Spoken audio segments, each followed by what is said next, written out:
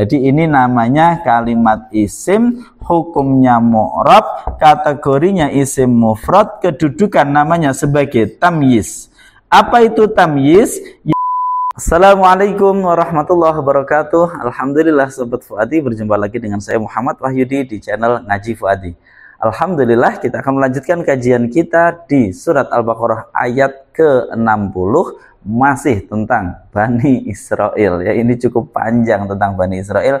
Kali ini Allah masih mengingatkan kepada Bani Israel untuk kembali mengingat detail satu persatu nikmat yang Allah berikan. Kali ini nikmatnya tentang apa dan apa yang Allah minta agar mereka ingat. Kita akan lanjutkan kajian kita surat Al-Baqarah ayat ke-60. Tapi sebelumnya saya ingatkan, Sobat Fuadi yang belum memiliki mushaf Quran Nahwu Al-Fuadi, silahkan untuk segera milikinya. Ini untuk saat ini paling tidak satu-satunya Quran di Indonesia yang detail membahas tentang ayat per ayat, kata per kata, memberikan terjemah di setiap katanya dan analisa nahwu, sehingga akan lebih mudah bagi kita untuk mentadaburi makna-makna ayat-ayat Al-Quran, dan insya Allah akan kami pandu kita bersama-sama untuk mengkaji ayat-ayat Al-Quran kata demi kata, menganalisa dari sudut pandang nahwunya juga, sehingga kita dapat mentadaburi Al-Quran lebih mendalam, sehingga semoga kita mendapatkan hidayah melalui kajian ini. Mari kita lanjut ngaji Fuadi.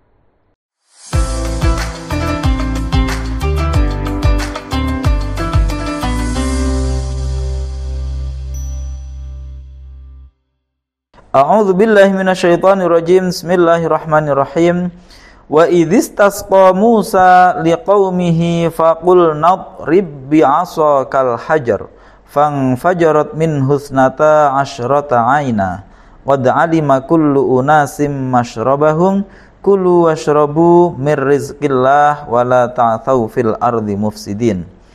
Wa idzistasqa, dan ingatlah ketika memohon air, ya, memohon siraman atau memohon air. Siapa Musa? Musa liqaumihi, untuk kaumnya Musa.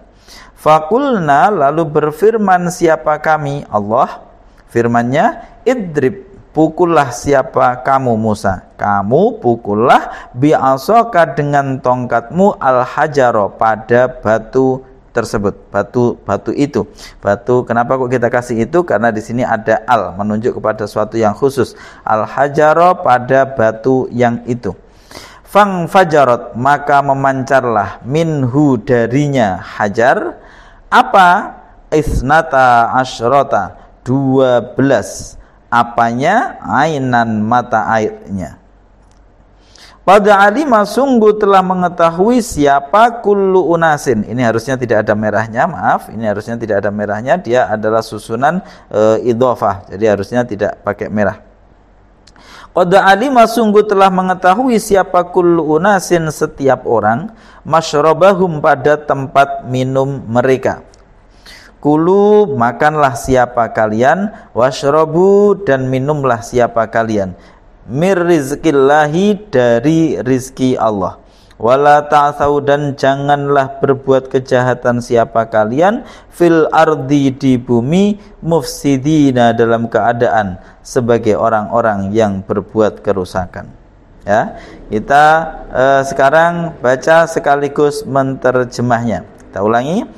Wa idzistasqa, dan ingatlah ketika telah memohon air. Siapa Musa? Musa liqaumihi, untuk kaumnya Musa. Fakulna, lalu berfirman siapa kami, idrib, pukullah siapa kamu Musa, bi'asaka, dengan tongkatmu, pukullah al-hajaro, pada batu itu. Kita terjemah, dan ingatlah ketika Musa memohon air untuk kaumnya.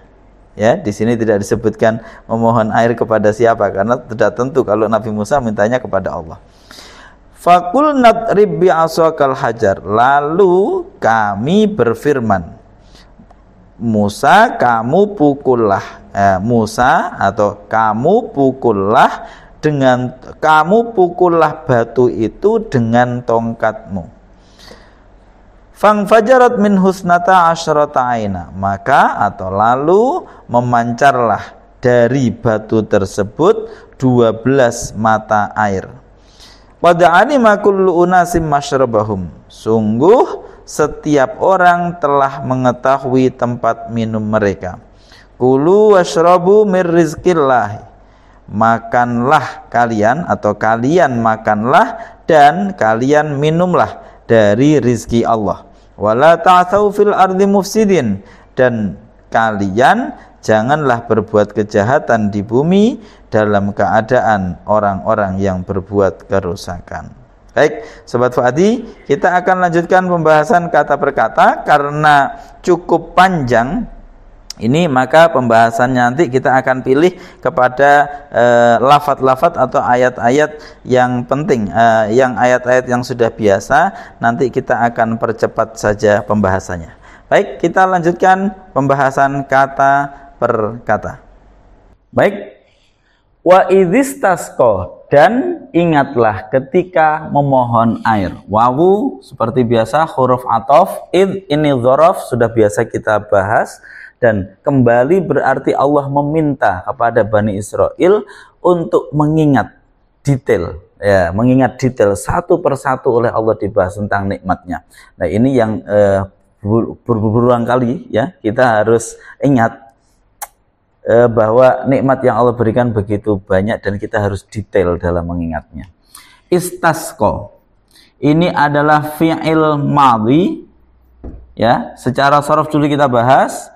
Ini adalah kalimat yang mengikuti wazan istaf'ala. Kalimat yang mengikuti wazan istaf'ala ini faidahnya adalah litolab, untuk upaya mencari atau mendapatkan sesuatu, upaya untuk mendapatkan sesuatu.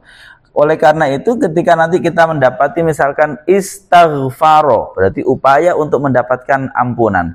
Dalam hal ini istasqa, ini upaya atau permohonan untuk mendapatkan air, ya, dari kata-kata sakyu itu siraman air, atau ya istasqa itu upaya permohonan untuk mendapatkan air. Istaghfaro upaya untuk mendapatkan ampunan, dan seterusnya. Ini mengikuti wazan istaf'ala. Berarti asalnya istasqa.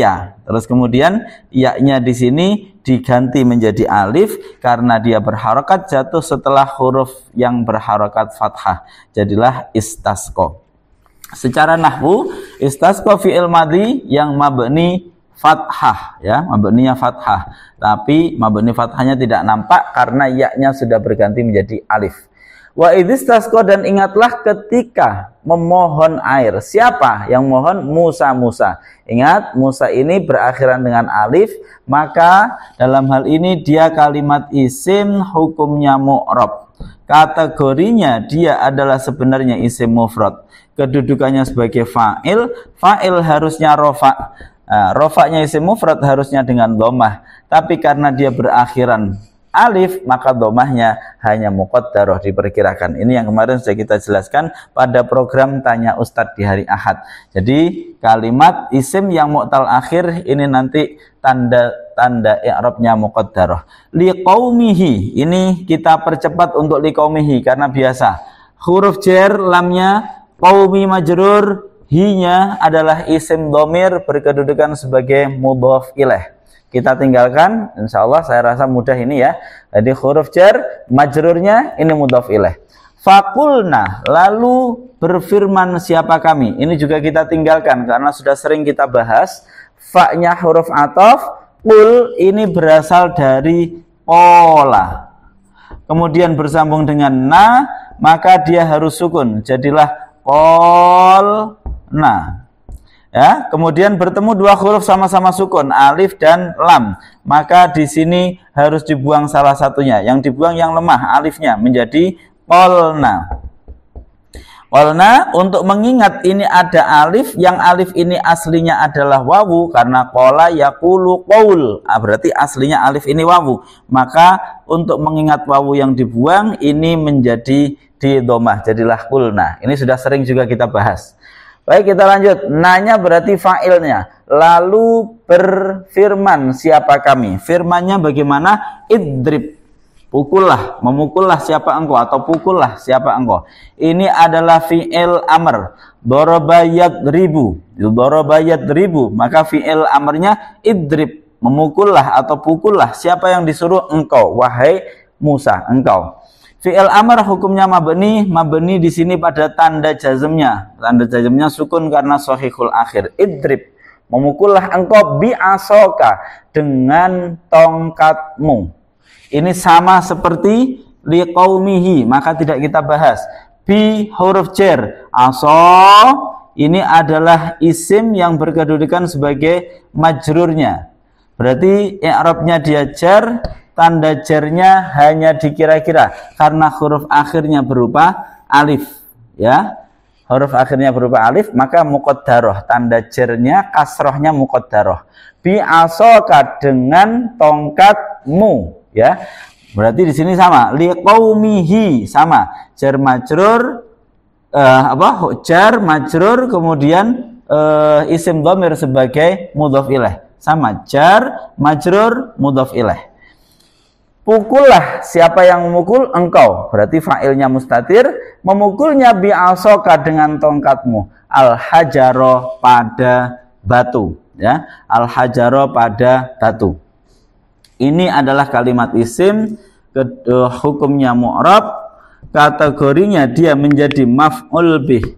Maf'ul bih dari mana? Maf'ul bih dari idrib.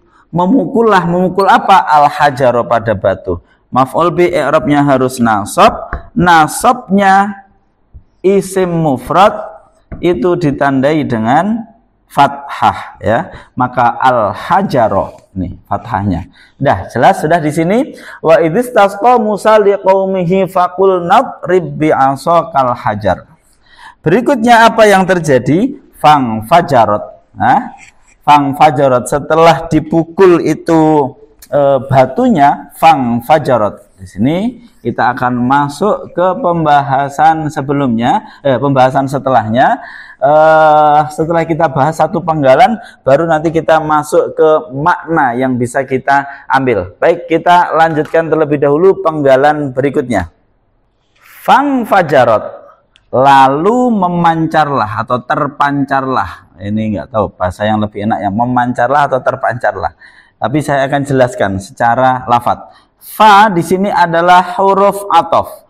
Fa huruf athof bersambung dengan ingfajaro. Nah, ingfajaro. Ingfajaro bersambung dengan tak untuk taknis sakinah. Nah, yang kita bahas berarti ingfajaronya ini. Baik, ingfajaro ini mengikuti wazan ingfa'ala. Ya, ingfa'ala. Hampir semua tapi tidak selalu, ya saya ulangi, hampir semua tapi tidak selalu atau kebanyakan wazan ingfa'ala ini punya faidah lil mutawa'ah, hasil lil mutawa'ah. Lil mutawa'ah itu apa? Dia adalah hasil dari sesuatu hal, hasil dari sesuatu aktivitas atau perbuatan. Saya kasih contoh yang lebih mudah, itu biasanya dicontohkan kasartu az-zujaja. Kasartu az-zujaja. Ya, kasartu zujaj. Kasartu, kasaro. Kasartu memecah, ya. Siapa saya? Az-zujaja, pada kaca. Kaca itu saya pecah, ya. Maka kemudian hasilnya apa? Fang kasaro, ya, fang kasaro. Jadi fa ing kasaro. Nah, fang kasaro, maka menjadi terbelah, menjadi terpecahlah apa? Az-zujat. Jadi ing kasaro itu mengikuti wazan ing fa'ala, maknanya adalah hasil lil mutawa'ah, hasil dari suatu tindakan, hasil dari suatu perbuatan. Saya memecah kaca, fang kasaro, maka menjadi terpecahlah kaca itu. Jadi ing kasaro menjadi terpecahlah. Lah ini tadi Nabi Musa memukul batu, fang fajarut, maka terpancarlah. Nah, itu ya, maka terpancarlah. Nah, yang perlu kita ingat, ini sebenarnya ayatnya ini singkat kata. Maksudnya singkat kata begini. Karena Allah kan baru perintah nih. Fakulna, lalu berfirman siapa kami? Maksudnya Allah perintah kepada Nabi Musa. Idrib, memukullah kamu Musa, Musa pukullah bi'asoka dengan tongkatmu al-hajaro pada batu. Harusnya ada ayat di sini, harusnya ada kalimat sisipan fadoroba, lalu Musa memukul pada hajar tersebut, pada hajar, atau fadorobaha atau fadorobahu boleh. Maka lalu Musa memukulnya. Setelah Musa memukul baru fangfajarat. Jadi di sini ada al-hadfu, ada pembuangan satu kalimat tersendiri yang itu untuk sikat kata. Jadi setelah Allah perintah untuk Musa memukul batu itu dengan tongkatnya, lalu di-skip. Lalu Musa memukulnya, yaitu sudah otomatis bahwa Nabi itu kalau diperintah pasti ngikut. Kalau yang Bani Israel ini yang belum tentu. Tapi kalau Nabi maka tidak perlu diceritakan. Cukup setelah Allah berfirman, ya fang fajarat. Maksudnya bukan setelah berfirman begini langsung mancar, enggak. Maksudnya kemudian Musa memukulnya. Lah hal yang seperti ini yang perlu diantisipasi di dalam pembahasan ayat-ayat Al-Quran. Karena nanti akan banyak ayat-ayat Al-Quran itu yang Allah itu ijaz itu meringkas suatu hal yang sebenarnya panjang, diringkas menjadi sesuatu yang padat. Nah, contohnya ini, di sini ada al-hadfu, ada pembuangan satu kalimat, yaitu lalu Musa memukulnya. Setelah Musa memukulnya baru fangfajarat, lalu terpancarlah. Baik. Jadi ingfajaro ini maknanya adalah hasil dari suatu fiil. Lalu Allah memancarkan, aslinya begitu ya. Lalu Allah memancarkan atau mengeluarkan dari batu itu air sehingga terpancarlah, gitu kira-kira. Jadi dia adalah hasil seperti ini tadi. Ing fa'ala itu dari kasartu az-zujaja, fangkasaro, maka menjadi terpecahlah. Aku pecahkan kaca itu maka terpecahlah. Maka ketika di sini fangfajarat maka terpancarlah, sebenarnya ada sesuatu sebelumnya. Apa itu? Allah memancarkan maka terpancarlah. Jadi terpancarlah itu tidak menunjuk kepada pelaku aslinya, tapi kepada hasilnya. Lah kita disuruh mikir, itu nggak mungkin batu tiba-tiba memancarkan air. Memangnya batu punya kekuatan apa? Lah di sini berarti fa'ilnya yang sejati itu adalah Allah. Sama seperti ini tadi, ya. Kasartu az-zujaja, saya memecah kaca. Fangkasaro, maka terpecahlah apa? Kaca. Maka menjadi pecahlah apa? Kaca. Fangkasaro zujat misalkan, ya. Fangkasaro zujat. Fangkasaro maka menjadi terpecah apa azujaju? Kaca itu tadi. Nah, berarti meskipun secara lafadz dia adalah fa'il, sebenarnya dia adalah efek dari adanya fi'il dan fa'il yang lain. Jadi adanya saya yang memecah cermin atau kaca itu, maka kaca itu terpecah. Ini juga sama. Ketika dikatakan maka terpancarlah dari air itu, dari apa? Maka terpancarlah dari batu itu, minhu, dari batu itu ada 12 mata air. Lah, bagaimana mata air bisa memancar sendiri? Enggak. Allah memancarkannya, maka terpancarlah air itu. Jadi yang perlu kita tafakuri di sini adalah fa'il hakikinya. Fa'il hakikinya itu siapa? Yaitu Allah. Ya, gitu kita. Kira-kira seperti itu yang bisa kita ambil dari wazan ing fa'ala. Jadi fangfajarat maka terpancarlah. Apa yang terpancar? 12 air. Tapi ini adalah meskipun nampaknya fa'il, tapi dia adalah sebenarnya efek dari adanya kegiatan yang lain. Sudah, saya rasa cukup, semoga bisa dipahami. Kita lanjut terlebih dahulu. Nanti baru kita masuk ke makna yang lebih dalam. Fang fajarat maka terpancarlah atau memancarlah, terpancarlah, terserah. Sekali lagi saya sampaikan, di dalam menerjemahkan, upaya menerjemahkan Al-Quran itu tidak ada bahasa yang bisa benar-benar paten kita gunakan, ya.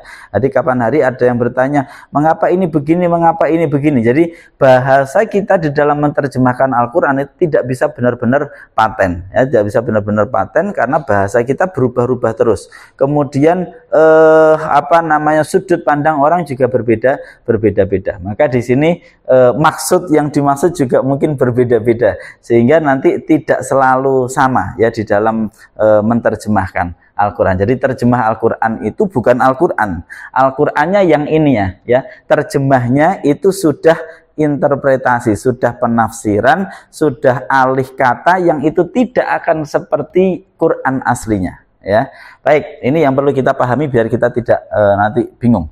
Fang fajarat maka memancarlah atau maka terpancarlah minhu darinya hajar ini tadi, dari batu itu memancarlah apa yang mancar? Isnata asyrota, ya, 12. Ini akan kita bahas nahwunya di satu pertemuan khusus tentang adat dan ma'dud, ya, tentang adat ma'dud termasuk tentang ini tarkib adadi, susunan bilangan, ya, susunan bilangan. Nah, tapi di sini kita sampaikan salah satu saja. Isnata ini adalah kalimat isim, dia hukumnya mu'rab, kategorinya dia masuk kepada isim tasniyah, ya, isim tasniyah, makna ganda, makna dua. Nah, kemudian kedudukannya dia sebagai fa'il. Fa'il dari mana? Ing fajarat ini tadi, memancar. Apa yang memancar? 12. Nah, ini berarti dia menjadi fa'il kedudukannya. Fa'il i'rabnya harus rofa. Rofa'nya isim tasniyah ditandai dengan alif. Nah, ini alifnya. Isnata, ini alifnya. Asyrata ini adalah kalimat isim, hukumnya mabni. Mabni. Mengapa dia kok mabni? Mabninya karena tarkib adadi. Mabni pada apa? Mabni pada fathah. Sebenarnya dia hukum aslinya mu'rab, tapi karena di sini berada pada susunan yang disebut tarkib adadi, maka dia menjadi mabni fathah. Nanti kapan-kapan kita akan membahas di program Tanya Ustadz. Nanti kita akan bahas secara khusus terkait adat. Baik, kita lanjut. Ada memancarlah dari batu itu 12. Apanya yang 12? 12 apa yang memancar? 12 madu atau 12 apa? Ainan. Apanya? Ainan, mata airnya. Jadi ini namanya kalimat isim, hukumnya mu'rab, kategorinya isim mufrad, kedudukan namanya sebagai tamyiz. Apa itu tamyiz? Yaitu suatu kalimat yang didatangkan untuk menerangkan suatu zat materi dari sesuatu yang belum jelas. Maka terpancarlah 12. 12 apa? Nah, materinya belum jelas, zatnya apa? Maka 12 mata air, bukan 12 susu, bukan 12 madu, tapi 12 mata air. Ini namanya tamyiz, ya, tamyiz, sesuatu yang membedakan secara materinya. Jadi memberikan penjelasan atau keterangan materi gitu, mungkin kalau saya singkat, keterangan materi dari sesuatu yang belum jelas materinya. 12 apa? 12 mata air. Makanya kita baca nanti tamyiz ini kita baca dalam fuadi apanya? Nah, kita baca apanya. Jadi kalau baca pakai metode fuadi, fang fajarat maka memancarlah atau maka terpancarlah minhu dari batu itu. Apa yang terpancar? Isnata asyrota, 12. Apanya? Ainan, mata airnya. Nah, gitu kira-kira cara bacanya seperti itu. Sudah selesai. Maka terpancarlah 12 mata air. Qad alima, sungguh benar-benar mengetahui. Nah, qad alima, sungguh benar-benar mengetahui. Ini kalimat huruf, ya, untuk taukid atau tahqiq. Alima ini adalah kalimat fi'ilnya fi'il madhi. Hukumnya mabni, seperti biasa mabni fathah. Qad alima, sungguh benar-benar mengetahui siapa? Kullu unasin, setiap manusia, ya, yang ada pada saat itu. Mengetahui apa? Masyrabahum. Kullu ini berarti adalah fa'ilnya, yang Arabnya rofa, tanda rofaknya dengan domah karena dikategorikan isim mufrad. Unasin ini adalah kalimat isim yang berkedudukan sebagai mudhof ilaihnya, maka dia jarnya ditandai dengan kasroh di sini. Masyrabahum, mengetahui apa? Masyrabahum, pada tempat minumnya. Masyrabahum, pada tempat minum mereka, kullu unas, ya. Nah, ini kita sekarang masuk, ini saya rasa sudah mudah ya untuk secara nahwunya. Sekarang kita masuk kepada makna. Baik. Kita ulangi dari atas. Nabi Musa memohon. Ingatlah ketika Musa memohon air. Memohonnya tentu kepada Allah. Tidak disebutkan karena sudah pasti. Nabi Musa kepada Allah. Tapi yang disebutkan liqaumihi. Nabi Musa memohon untuk kaumnya. Maka ketika kita menjadi pemimpin, yang diperlukan adalah ingatlah, jangan ingat tentang dirimu, tapi ingat tentang kaummu, ingat tentang rakyatmu. Ini wa idzastasqa Musa liqaumihi, bukan untuk kepentingannya Musa, tapi liqaumihi. Seorang pemimpin harus memperhatikan kaumnya, memperhatikan rakyatnya. Fakulna, lalu Allah berfirman, idrib bi'asakal hajar, udah kamu pukul aja itu batu itu dengan tongkatmu. Setelah dipukul, Allah memancarkan air dari dalam batu itu. Maka terpancarlah dari batu itu 12 mata air. Sobat Fa'adir rahimakumullah, sebenarnya Allah tentu ala kulli syai'in qadir. Allah tentu mampu untuk hanya sekedar mengeluarkan mata air dari batu itu tanpa Musa memukulnya. Sebenarnya Allah mampu, ya, tanpa Musa harus memukulnya. Nabi Musa minta, ya Allah berikanlah air kepada kaum saya ini. Tentu Allah bisa saja langsung tanpa harus Musa memukulnya. Tapi di sini ada suatu pendidikan dari Allah kepada nabinya, kepada umat manusia. Untuk apa? Agar umat manusia tetap menjalani sebab akibat. Namun itu harus ketergantungan hati hanya kepada Allah, bukan kepada sebab akibat. Tapi manusia harus tetap melaksanakan sebab akibat itu tadi. Jadi sebabnya harus tetap dilaksanakan. Yang pertama. Yang kedua, bahwa Allah menjanjikan untuk orang-orang yang punya amal soleh agar nanti Allah akan memberikan pahala. Orang-orang yang melakukan perbuatan buruk, Allah akan menyiapkan siksaan. Maka di sini berarti ketika Allah memerintahkan kita amal, itu sebenarnya Allah sedang menyayangi kita.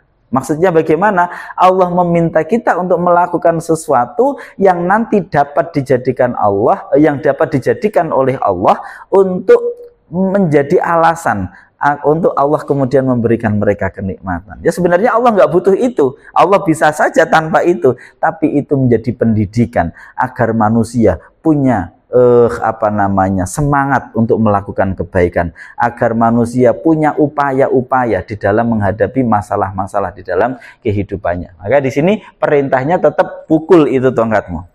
Jadi ketika kita sakit, ya kita harus berobat. Ketika kita membutuhkan kita harus menafkahi keluarga kita, ya kita harus bekerja. Kita harus tetap melakukan itu, tapi di dalam hati harus tetap permohonan disampaikan kepada Allah. Nah, maka ketika kemudian muncul fangfajarot, ketika kemudian air itu terpancar, ketika kita mencari nafkah untuk keluarga kita, kemudian kita mendapatkan nafkah itu, ketika kita sakit, kita minum obat, kemudian kita sembuh dari sakit itu, fangfajarot, ingat itu adalah hasil dari adanya satu proses yang tidak terlihat. Apa itu? Ketika ini terpancar air, hakikatnya Allah lah yang memancarkan air itu sehingga dari dalam batu itu terpancar air. Ketika kita setelah bekerja mendapat rizki, hakikatnya Allah lah yang memunculkan rizki untuk kita di situ. Meskipun nampaknya dia keluar dari di rekening bank, misalkan nampaknya keluar dari bos kita, dari ini. Meskipun nampaknya air itu keluar dari batu, tapi sebenarnya itu adalah infajaro. Itu adalah hasil Nah, ini yang harus kita pahami dari ayat ini. Sekali lagi, sehingga kita tidak boleh terlalu iman kepada sebab. Kita nggak boleh mengimani sebab. Kita harus mengimani musabbibul asbab, Allah sebagai yang menciptakan sebab itu, yang memberikan karunia itu, bukan karena kemampuan kita. Nah, ini terkadang yang seringkali kita lupa di dalam menyikapi hidup. Ketika kita sakit, kita berobat, kita katakan wa idza maridtu fahuwa yashfin. Ketika saya sakit, Allah lah yang menyembuhkan saya. Lalu kenapa minum obat? Ya, ini adalah sebab yang Allah perintahkan untuk saya melakukannya. Tapi sembuhnya saya bukan karena obat ini, tapi karena kehendak Allah, dan seterusnya. Ini perlu kita ingat. Kemudian qad alima kullu unasim masyrabahum. Sungguh setiap manusia, setiap orang pada waktu itu tahu tempat minumnya masing-masing. Ini berkisah tentang, ingat, Bani Israel. Bani Israel itu keturunan dari Yakub. Israel itu nama lain dari Yakub. Nabi Yakub ini punya 12 itu banyak sekali ya. 12 putra ya, 12 putra. Dari 12 putra inilah kemudian berketurunan ya, berketurunan banyak sekali. Lah, keturunan dari 12 putra ini disebut Bani Israel. Nabi Yakub punya nama lain Israel. Maka ini disebut anak turunnya Israel. Lah, sehingga dari 12 ini nanti muncullah klan-klan atau suku-suku. Kalau dalam bahasa Arab qabilah. Qabilah muncul dari sini ya. Lah, 12 kabilah ini yang disebut Isnata Asyara di sini. Qad alima kullu unasim masyrabahum. Setiap manusia tahu tempat minumnya. Akhirnya mereka tidak mengambil dari tempat minum orang lain. Nah, ini penting. Mengetahui di mana posisi kita itu penting. Mengapa terjadi masalah di dalam kehidupan kita bersosial? Mengapa terjadi masalah di dalam masyarakat? Karena setiap orang tidak benar-benar mengetahui dia posisinya sebagai apa. Andaikan semua orang tahu posisinya sebagai apa, kemudian fokus kepada yang ditakdirkan Allah untuknya, semuanya akan rukun dan baik-baik saja. Pemimpin harus tahu tentang bahwa dia adalah pemimpin. Rakyat harus tahu bahwa dia adalah rakyat. Saya ambil contoh adalah terkait orang tua dan anak. Ini harusnya qad alima kullu unasim masyrabahum. Kita kasih contoh. Nasihat itu harus disesuaikan dengan posisi kita. Ya, kalau tidak nanti pasti kacau. Misalkan, wabil walidaini ihsana, dan kepada kedua orang tua hendaklah berbuat baik, ihsan. Ya, lah. Ini adalah nasihat untuk anak, bukan nasihat untuk orang tua. Ya, sehingga semua dari kita itu kan anak. Maka kita kalau mendengarkan nasihat itu kita harus merasa, iya ya, saya punya orang tua, saya harus baik kepada orang tua saya. Jangan nasihat itu dipakai oleh orang tua. Karena kalau nasihat itu dipakai oleh orang tua, nanti orang tua akan mengatakan, dasar anak nggak tahu. Lah, itu akan muncul karena salah ini tadi. Lah, sedangkan orang tua nasihatnya harus berbeda. Nasihat orang tua harus menyayangi anaknya. Sehingga nanti orang tua akan benar-benar berposisi sebagai orang tua, anak berposisi sebagai anak. Lah, kita ya kadang sebagai anak, kadang sebagai orang tua. Nah, ini guru kepada murid juga sama. Ya, guru harus tahu posisinya sebagai guru, kemudian murid ya harus tahu posisinya sebagai murid. Dalam kehidupan bernegara pun sama. Harus pemimpin tahu bahwa dia adalah sebagai pemimpin, rakyat tahu posisinya sebagai rakyat. Kadang dibolak-balik. Lah, ini kadang yang menyebabkan kekisruhan di dalam masyarakat kita. Oleh karena itu harusnya qad alima kullu unasim masyrabahum. Harusnya setiap orang itu tahu tempat minumnya. Oh, ini saya itu adalah ini tempat minum saya. Ini saya itu misalkan apa? Nah, saya itu pengajar, ya sudah fokus saja menjadi pengajar yang baik. Saya pedagang, ya sudah fokus saja menjadi pedagang yang baik. Saya pengusaha, fokus saja jadi pengusaha yang baik. Saya ini birokrat, fokus menjadi birokrat yang baik. Itu akan menjadi masyrab, menjadi tempat minum kita, menjadi ladang amal kita masing-masing. Seperti itu kira-kira, jangan sampai dibolak-balik. Nanti kalau kita tidak memahami posisi kita, pasti itu akan menyebabkan problem di dalam masyarakat. Tampaknya durasi durasinya sudah cukup panjang, tapi kita sebenarnya baru separuh. Oke, nggak apa-apa. Kita akan lanjutkan di video berikutnya, insya Allah, karena ternyata masih panjang. Ini durasinya sudah cukup lama. Kita tutup sampai sekian. Insya Allah kita lanjutkan di separuh penggalan berikutnya, apa yang Allah nasihatkan untuk kita melalui kisah-kisah Bani Israel. Jika ada kekurangan, jika ada kesalahan, saya mohon maaf. Kritik, saran, masukan, tentu kami akan sangat menghargai itu. Dukung terus kami, dan semoga kita semua istiqomah di dalam mengkaji ayat-ayat Al-Quran untuk kemudian mentadaburinya untuk menjadi amal-amal soleh sebelum kita menghadap kepada Allah. Terima kasih, mohon maaf. Ihdinas siratal mustaqim. Assalamualaikum warahmatullahi wabarakatuh.